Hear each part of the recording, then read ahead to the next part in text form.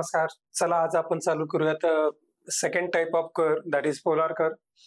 Polar curve मध्ये equation जे आहे ते आर आणि थिटाच्या फॉर्म मध्ये असतं, ज्यामध्ये तुम्हाला एकच इक्वेशन असणार आहे ज्याच्यामध्ये आर इक्वल टू साइन कोसाइनच्या टर्म दिसतील. ओके, त्याला ट्रेस करण्यासाठी 5 रूल आहेत. त्यातला पहिला रूल आहे सिमेट्री. सिमेट्रीमध्ये थिटा इक्वल टू 3 प्रकारच्या सिमेट्रीज आहे. एक इनिशियल लाईन आहे, दुसरी अबाउट पोल आहे आणि तिसरी अबाउट वाय ऍक्सिस आहे. आता पोल म्हणजे काय? तर पोल म्हणजे ओरिजिन.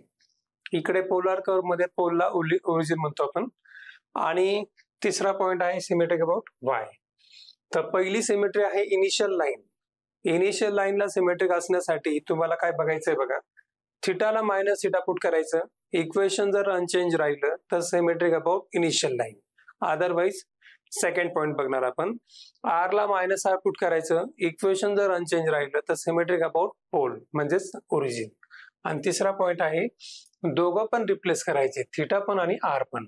जर थिटा आणि आर दोघं रिप्लेस केले तर, आणि समजा इक्वेशन अनचेंज राहिलं तर सिमेट्रिक अबाउट वाय ऍक्सिस. इकडे थिटा आणि आर रिप्लेस करण्याच्या ऐवजी आपण फक्त थिटाला पाय मायनस थिटा रिप्लेस केलं तरी चालतंय. ओके, या ठिकाणी ह्या दोघं रिप्लेस करण्यापेक्षा एकच रिप्लेस करायचं आणि चेक करायचं. अशा प्रकारे इथे ऑर आहे, either theta minus theta put करा, आर मायनस आर पुट करा, किंवा theta equal to pi minus theta put करा. दुसरा रूल आहे पोल. पोल मध्ये काय करायचं असतं, आर 0 होतो का नाही ते बघायचं. जनरली सगळेच कर्व 0 होतं, त्यामुळं हा पॉइंट एकदम प्रत्येक सम साठी एकच असणार आहे. The curve passes through pole. Mostly फार रेअर एक्झाम्पल असेल की जो ओरिजिन किंवा पोल मधनं पास होत नाही. ओके, तिसरा पॉइंट आहे tangent at pole. Tangent at pole काढायचा म्हणजे काय करायचंय बघा, पुट आर इक्वल टू 0 आणि थिटाच्या व्हॅल्यूज काढायच्या, आणि that values are nothing but tangent at pole. चौथा आहे टॅन फाय म्हणजे नेचर. पाचवा आहे फॉर्म द टेबल. तर हे 5 पॉइंट आहेत. या 5 पॉइंटचा वापर करून आपण कर्व ट्रेस करणार आहोत. पण हे कर्व कोणते असणार आहे? Polar curve. तर पोलार कर्व मध्ये बेसिकली 3 प्रकारचे कर्व्स येतात. त्या 3 प्रकारच्या कर्व्स मध्ये एक येतो रोज कर्व म्हणतात त्याला.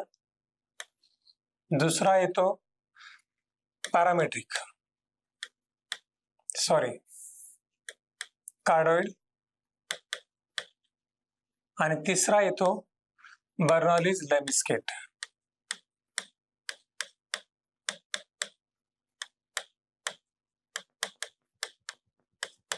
तर यामध्ये रोज कर्व हे जनरली 4 ते 5 आहेत. एक r equal to a cos 2 theta किंवा 3 थिटा.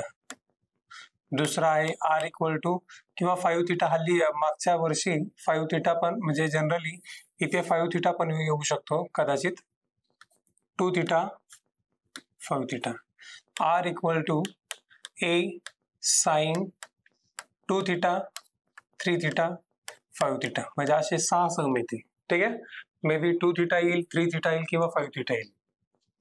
हे झाले रोज कर्व्स. त्यानंतर कार्डॉइड आहेत. कार्डॉइड आपले 4 आहेत. एक r equal to a 1 plus minus a 1 plus minus cos theta किंवा 1 प्लस मायनस साइन थिटा.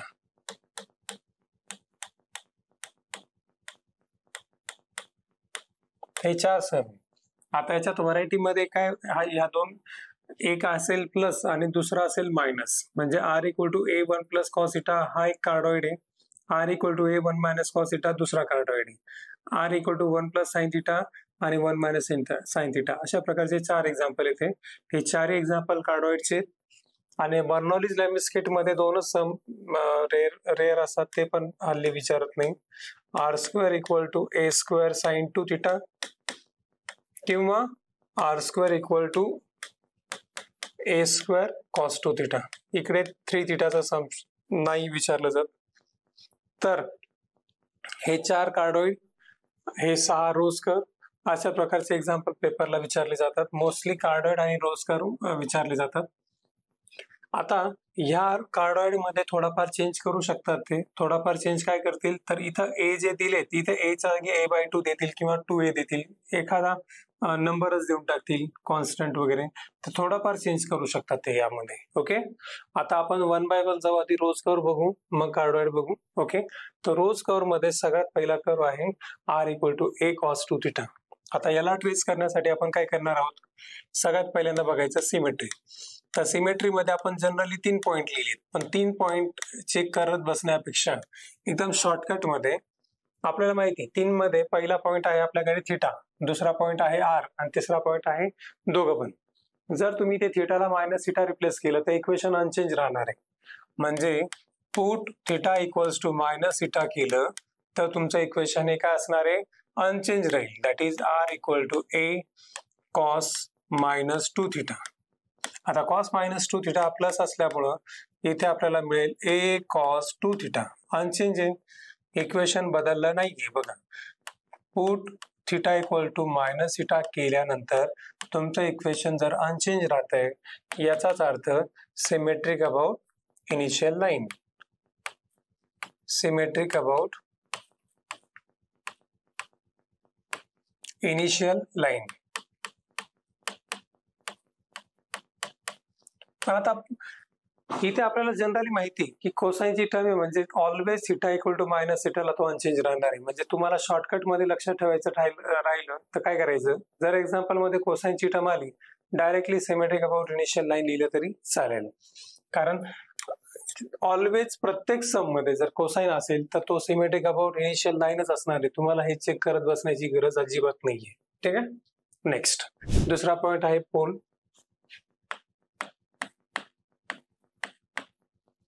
आता पोल या पॉइंट मध्ये आपण डायरेक्टली काय बघतो की हा r कधी ना कधी 0 होऊ शकतो का, तर हो, होऊ शकतो. थिटा इक्वल टू π/4 जर इकडे पुट केला तर 2 आणि 4 कॅन्सल होऊन cos π/2 येईल आणि cos π/2 0 असतो.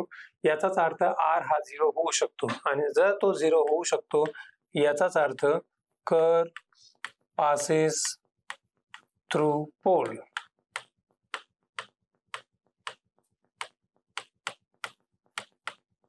हे स्टेटमेंट लिहिण्याचं कारण हे की तुम्हाला चेक करायचं असतं r कधी 0 होऊ शकतो का. येस, अशा बऱ्याचशा व्हॅल्यूज आहेत, त्या व्हॅल्यूजला तुमचा r 0 होऊ शकतो. π/4 जर पुट केला तर cos 2π/4 बिकम cos π/2. cos π/2 0 असल्या कारणाने r हा 0 होणार आहे, म्हणून कर्व पासेस थ्रू पोल लिहिलं, अदरवाइज नॉट म्हणतो. पण जनरली कोणताच रोज कर्व किंवा कोणताच कार्डॉइड हा डज नॉट पासेस, थोडक्यात ओरिजिन मधून पास होत नाही असं नाही. म्हणजे प्रत्येक कर्व हा ओरिजिन किंवा पोल मधनं पास होतच होतो. ओके. म्हणजे तुम्हाला इथे कंपल्सरी स्टेटमेंट प्रत्येक सम मध्ये as it is copy paste करायचं आहे की curve passes through pole. Okay. आणि दिलेला कर्व कोणता आहे, रोज कर्व. ठीक आहे. नाव third, tangent. Tangent at pole. Tangent at pole काढण्यासाठी आपण काय करतो, पुट करतो. Put r equals to 0. इकडे r इक्वल टू 0 पुट करून आपण काढणार a cos 2θ equals to 0. a तिकडे गेला, cos 2θ इक्वल्स टू 0. आणि इथे चेक करणार आपण कोसाइन कधी 0 असतो. तर कोसाइन कधी 0 असतो, π/2 ला 0 असतो.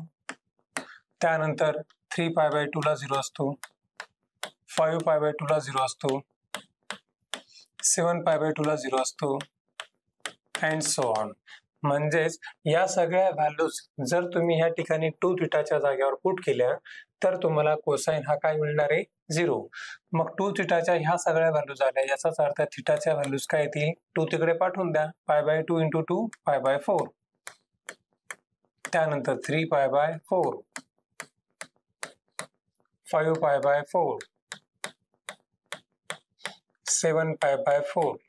हे झाले तुमच्या tangents. R all tangents at pole. Okay.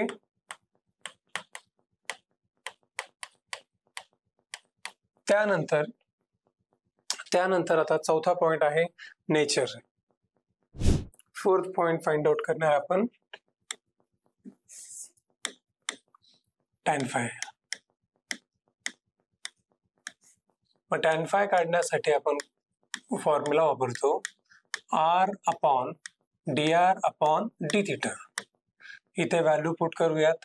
r ची व्हॅल्यू आहे a cos 2 थिटा आणि डेरिव्हेटिव्ह याचा बघा a तसाच. Derivative of cos is minus sine, derivative of cos is minus sine and the derivative of 2 theta is 2. a cancel, -1/2 पुढे cos upon sine is cot. ते झालं तुमचा nature of tangent. Okay, त्यानंतर table आणि figure. आता आपण इकडे table आणि फिगर सोबत काढूयात.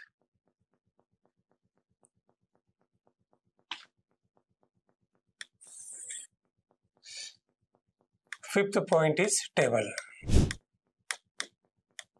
टेबल असेल थिटाचा आणि आरचा.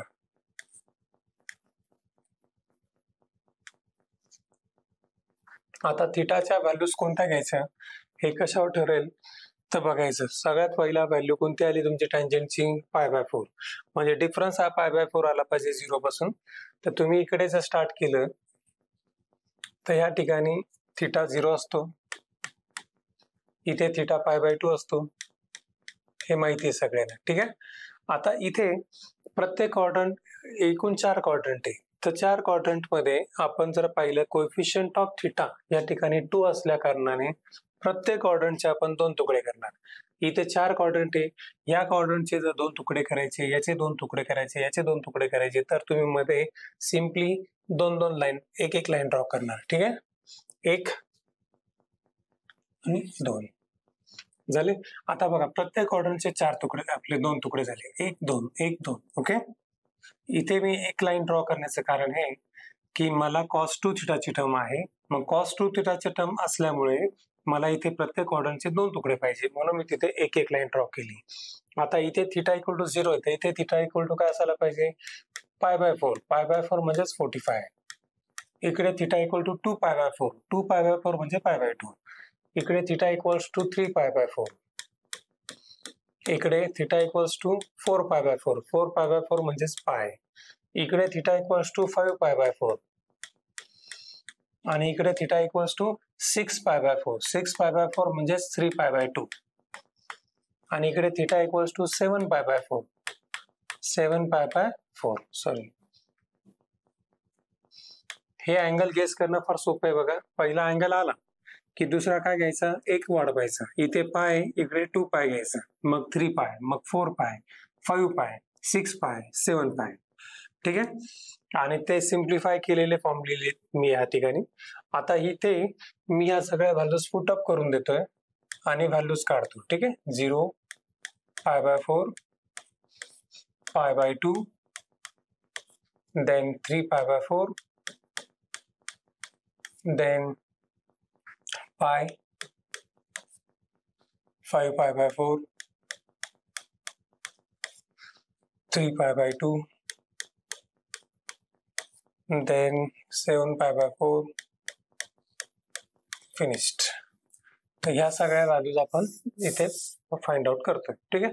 आता आपल्याला इथे सगळ्या व्हॅल्यूज काढत बसायचं आहे का नाही, मिनिमम 4 व्हॅल्यूज काढायच्या आणि बाकीच्या रिपीट करायच्या. पहिली व्हॅल्यू बघा. आता फर्स्ट व्हॅल्यू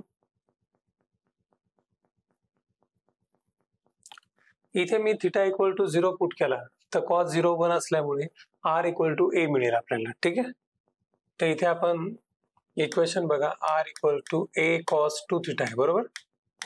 इथे जर मी थिटाच्या जागेवर पहिली व्हॅल्यू 0 पुट केली तर आपल्याला इकडे मिळेल cos 0 1 a into 1 a. पहिलीच व्हॅल्यू आली a. दुसरी व्हॅल्यू घ्या π/4. इथे जर मी π/4 पुट केला तर 2 आणि π/4 यातला 4 आणि 2 कॅन्सल होईल. इथे शिल्लक राहील cos π/2. cos π/2 0 असल्या कारणाने दुसरी व्हॅल्यू काय येणार आहे 0. तिसरी आहे π/2. इथे जर π/2 पुट केला तर हा 2 आणि तो 2 कॅन्सल होईल. इथे फक्त राहील cos π. cos π -1 असतो, म्हणजेच तुम्हाला इकडे -1 into a -a मिळणार. ओके. Next value cos 3π/4. आता 3π/4 मधला 2 4 कॅन्सल, cos 3π/2 0 असल्या कारणाने इथे मिळेल तुम्हाला 0.